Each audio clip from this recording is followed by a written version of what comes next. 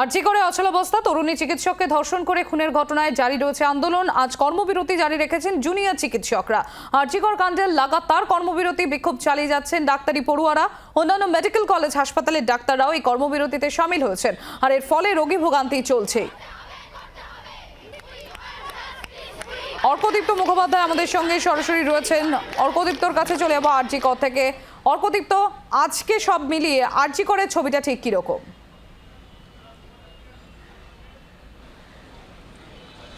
সম্প্রতি দেখো, আরজি করে কর্মবিরতি চলছে বিগত কয়েকদিন ধরেই। জুনিয়র ডাক্তার এবং রেসিডেন্টস ডক্টর যারা রয়েছেন বা ইন্টার্ন যারা রয়েছেন তারা কর্মবিরতিতে রয়েছেন, এবং এই ধর্ণা মঞ্চ যেটা ঠিক আমার পিছনেই রয়েছে সেখানে তারা আন্দোলন করছেন বিগত কয়েকদিন ধরেই দোষীদের উপযুক্ত শাস্তির দাবিতে। এবং আজকে আমরা জানি যে আইএমএ তরফ থেকে যে দেশব্যাপী ডাক্তারদের কর্মবিরতির ডাক দেওয়া হচ্ছে, তার ফলে আজ যে ওপিডি যেটা আরজি করে, যেটা কিছুদিন বিগত কিছুদিন ধরে কিছুটা হলেও ফাংশনিং ছিল, সেটা কিন্তু আজকে পুরোপুরি বন্ধ রয়েছে। ফলে অবশ্যই করে যারা এখানে পেশেন্ট আসছেন বা রোগীর পরিবারের তরফ থেকে যারা আসছেন তাদের কিন্তু একটা ভোগান্তিতে পড়তেই হচ্ছে। কারণ দেখো, যেটা জুনিয়র ডক্টর এখানকার জানিয়েছিলেন যে তারা যতক্ষণ ধর্ণা ততক্ষণ সিনিয়র ডক্টর যারা রয়েছেন বা ফ্যাকাল্টিস যারা রয়েছেন তারা কিন্তু ওপিডি বা এমার্জেন্সি যেগুলো রয়েছে সেগুলো সামলাচ্ছিলেন। আজকে কিন্তু সেটাও হচ্ছে না। ফলে যারা, আমি কিছুক্ষণ আগে এক রোগীর পরিবারের লোকজনের সাথে কথা বলছিলাম, তারা আজকে রিপোর্ট দেখানোর কথা ছিল, রিপোর্ট দেখাতে এসেছিলেন, সেটাও কিন্তু তারা দেখাতে পারেননি। ফলে সেটাতেও তারা কিন্তু কিছুটা দিশেহারা হয়ে ঘুরছে যে কোথায় রিপোর্টটা দেখাবেন, কোন ডাক্তারকে দেখাবেন, কোথায় গিয়ে কথা বলবেন। ফলে একটা অচলাবস্থা আজকে এই মুহূর্তে আর করে রয়েছে, এবং সেটা খুব গতকালই কিন্তু এটা ঘোষণা করা হয়েছিল এই ধর্ণা মঞ্চ থেকেই যে আজকে ওপিডিও বন্ধ থাকবে। ফলে সব মিলিয়ে আরজি করে যে অচলাবস্থার কথা যেটা বলছো বা রোগী ভোগান্তির যে কথাটা বলছো সম্প্রীতি, সেটা কিন্তু আজকেও বজায় রয়েছে। এবং এটা কত তাড়াতাড়ি কাটে, কারণ অবশ্যই করে যেটা বারবার বলা হচ্ছে যে যারা এমার্জেন্সি পেশেন্ট বা যারা ওপিডির জন্য আসেন তাদেরকে কিন্তু পরিষেবা দেওয়া প্রয়োজন। যেটা যারা এই ধর্নায় বসেছেন তারাও কিন্তু এই কথাটা বলছেন যে তারাও চান যত দ্রুত সম্ভব তারাও কাজে ফিরতে চান, যতক্ষণ না তাদের দাবি পূরণ হচ্ছে বা উপযুক্ত শাস্তি পাচ্ছে যিনি প্রকৃত দোষী, ততক্ষণ কিন্তু তারা এই ধর্ণা চালিয়ে যাবেন এবং কর্মবিরতি চালিয়ে যাবেন। ফলে সব মিলিয়ে আরজি করে অচলাবস্থা চলছে। আজকে কিন্তু তুলনামূলকভাবে অনেকটাই ফাঁকা আরজি কর হসপিটাল, এবং যারা ধর্ণায় বসেন রোজ, এখনো পর্যন্ত কিন্তু তারা সকলে এসে উপস্থিত হননি।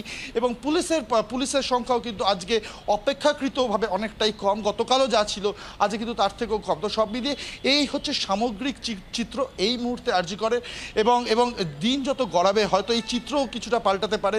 অবশ্যই করে আমাদের সেদিকে নজর থাকবে। সম্প্রীতি, ধন্যবাদ অর্কদীপ্ত, তুমি নজর রাখো পরিস্থিতির দিকে।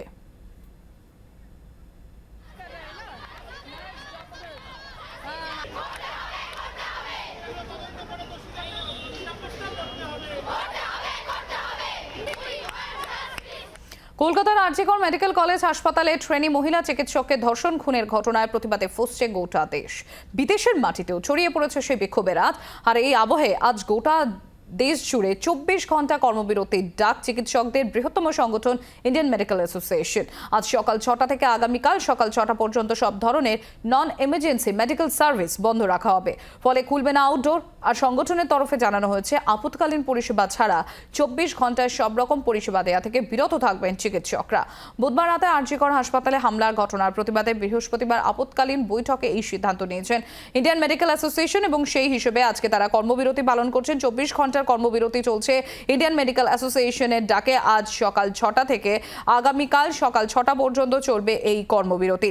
আমরা চুঁচুড়ার দিকে একবার নজর রাখবো। চুঁচুড়া ইমামবাড়া হাসপাতালের সামনে থেকে আমাদের প্রতিনিধি বিধান সরকার রয়েছেন আমাদের সঙ্গে। সরাসরি চলে যাবো বিধানের কাছে। বিধান, 12 ঘন্টা না 24 ঘন্টার কর্মবিরতি চলছে আইএমএ ডাকে, কতটা প্রভাব পড়েছে?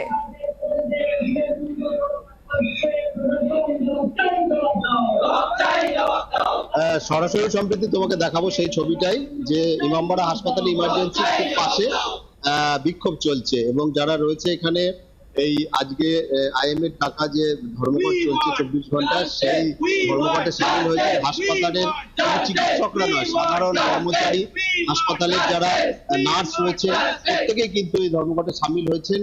ওপিডি বন্ধ রয়েছে, তবে জরুরি যে বেশ কিছু পরিষেবা সেগুলো চালু রেখেছেন তারা। একজন চিকিৎসক রয়েছেন, সরাসরি তার সঙ্গে কথা বলে নেব। আজকে কি কর্মসূচি?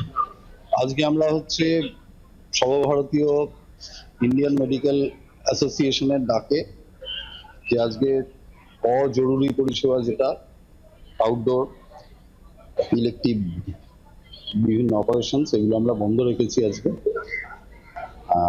আরজি করে যে ঘটনা ঘটে গেছে সারা দেশবাসী বা আরো সঠিকভাবে বললে সারা বিশ্ববাসী এ সম্বন্ধে অবহিত।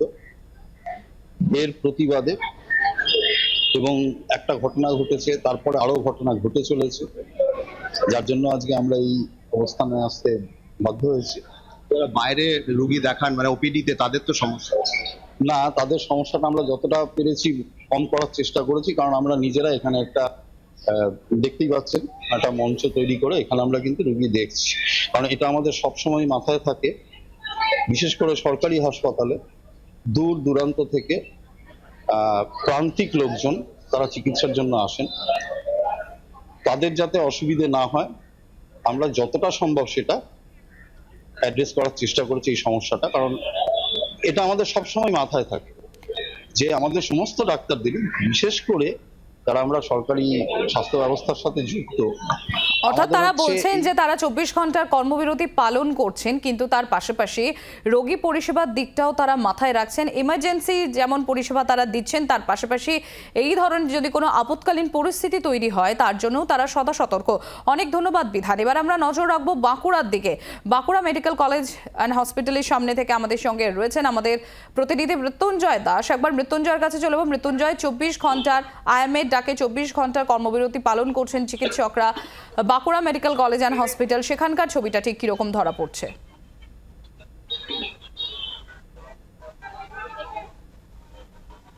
একেবারেই দেখো, আরজি করের যে ঘটনা, সেই ঘটনার জেরে জুনিয়র যে চিকিৎসক তাদের যে কর্মবিরতি এবং হচ্ছে অবস্থান বিক্ষোভ, তা আজকে 8ম দিন।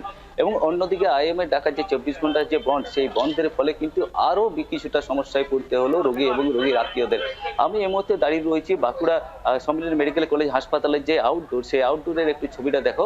যে এই সময় যে এই আউটডোরে লোক ধরানোর জায়গা থাকে না, লোক ঠিক করে, কিন্তু এই মুহূর্তে সেই আউটডোর একেবারেই ফাঁকা। সকাল থেকে যে টিকিট কাউন্টার, সেই টিকিট কাউন্টার খুললো, বেশিরভাগ ওয়ার্ডে কিন্তু এখনো পর্যন্ত সেই চিকিৎসক কিন্তু আসছে না, এবং এর ফলে চরম সমস্যায় পড়তে হচ্ছে রোগী এবং রোগীর আত্মীয়দের।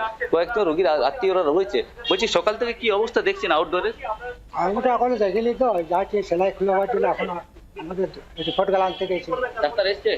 ডাক্তার তো বলছে দেখি, যায়নি তখন করে।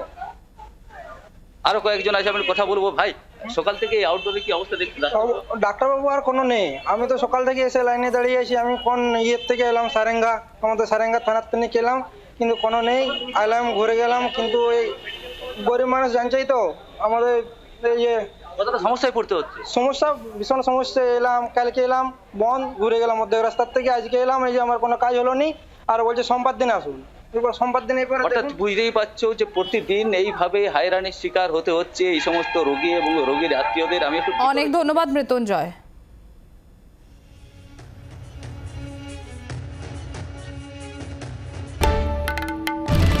বাংলার আওয়াজ, বাঙালির আবেগ, জি 24 ঘন্টা।